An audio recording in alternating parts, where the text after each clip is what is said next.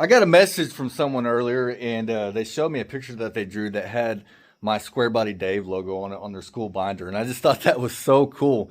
And I'm like, "Hey, man, where you at?" And she's like, "Well, I'm actually a girl in school," and I'm like, "That is so cool." That she's like, "I'm really into square bodies, and I got a square body shirt and all this stuff," and she's looking for a project just like everybody, and I'm like, "Oh, that's super cool. You'll find one. You just got to look around and everything, but." It's cool.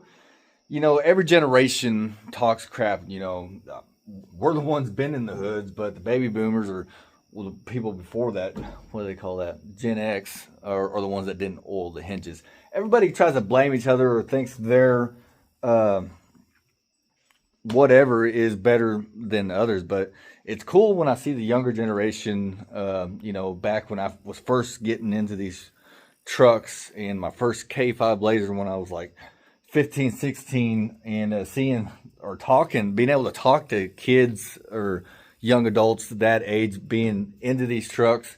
And it just made me think, it's Tuesday and I got to thinking, what makes people into certain things? So, like, why am I interested in square bodies? Well, my first truck was square body, but my dad had one and I grew up around them. And, it's just sentimental because it reminds me of my childhood. And that's usually the way things go. Different generations like different trucks. The older guys tend to really like the 67 to 72 trucks or the 64 to 66 trucks. And, I just didn't have a lot of those growing up. So it just depends on what you're around. So basically, the example that you set around. So we could use that a lot in our lives. If we think about the example we're setting, like what if people hung around us, like what would they be into? Would they be into old trucks now or like video games, or what is it that you're passionate about that maybe someone doesn't really realize that they may be interested in too? But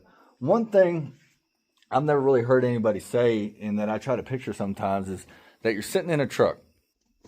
And I'm sitting in a truck, and I picture, I don't have a kid, but I picture I have a small child right here.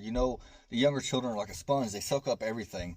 And every time I'm doing something, I'm like, what kind of example would I be setting if they were just looking at me and just observing the things I did throughout my day? Am I just sitting there scrolling? Am I doing things that are productive? Am I doing harmful things? And just picture someone watching you, whether it's a children or someone that you want to set a good example for, watching everything you do, even if there's no one around. Just picture someone's there watching you. What kind of example are you setting? Is that really what you want people to see?